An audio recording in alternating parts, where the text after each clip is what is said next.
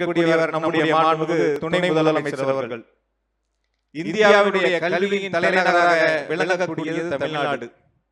இந்தியாவில் விளையாட்டுத் துறையினுடைய தலைநகராக சிறந்து விளங்கக்கூடியது தமிழ்நாடு. தமிழ்நாட்டை உலகம் முழுவதும் திரும்பி பார்க்க வைத்திருக்கக்கூடியவர் நம்முடைய மாண்புமிகு துணை முதலமைச்சர் அவர்கள்.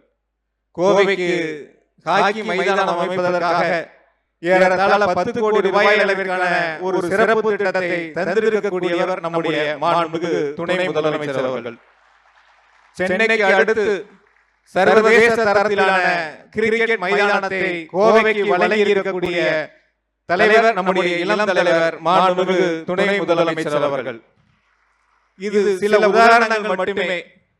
இன்னும் ஏராளமான திட்டங்களை நம்முடைய துணை முதலமைச்சர் அவர்கள் கோவைக்கு கொண்டு வந்து பெருமை சேர்த்திருக்கின்றார்கள்.